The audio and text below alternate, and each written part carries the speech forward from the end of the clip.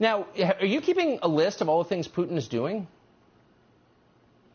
Russia's very powerful. They control a lot of things. They overthrew our government. They committed a coup on America. They control the gas prices, and Russia's responsible for our inflation. And let me just tell you, last time I checked, Russia couldn't get their good vodka into Trader Joe's. So I don't think they're really controlling everything like they say they are, okay?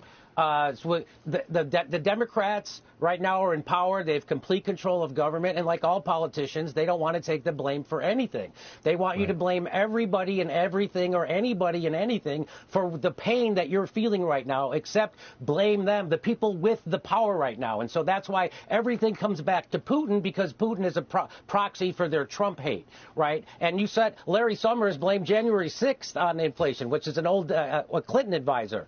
So what they don't want us to realize is that we have a unipolar government, right? So if you vote for Joe Biden, you're voting for Goldman Sachs. If you Mitch McConnell, the same thing. You're voting for our oligarchy. True. And they don't want you to know that. And as soon as people wake up that we've been being screwed by the same billionaires that control Joe Biden, that control the Republican Party, that's what scares them. They don't want us to. They don't want me on your show talking to your audience, telling them that people on the left, we smell a rat. And we know that Joe Biden is completely controlled by the oligarchy and the corporations. And right now, the American people are paying the price. What are we paying the price for? Not for Putin's inflation, not for Putin's gas hike. This is Joe Biden's invasion. This is NATO's invasion. This is Joe Biden's policies. These are Joe Biden's policies that are wrecking the dollar, that are propping up the ruble to it's stronger than it's ever been, and they're blaming a foreign country. Imagine if Trump did that. They'd be making jokes about it every night on the nightly news. Of course, they're not. I mean, the nightly talk shows.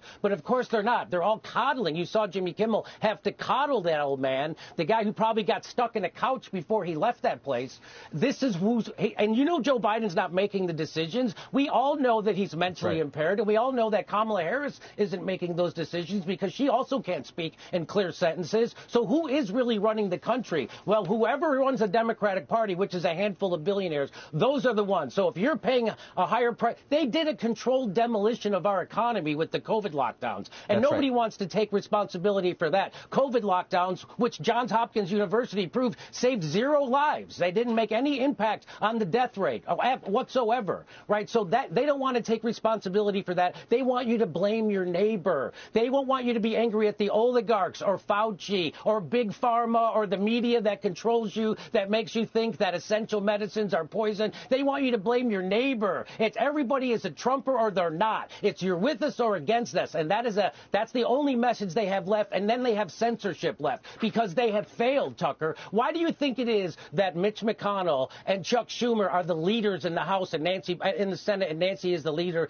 because they're not leaders. Those people have negative charisma. I wouldn't ask Chuck Schumer directions to the freeway. Why are they the leaders? Because they're the ones who take the most money from the billionaire class that actually runs this country. They take the money from them and they disperse it to the other members of Congress, so they vote for them as leader, not because they're leaders, but because they're the most corrupt. Man, is that true.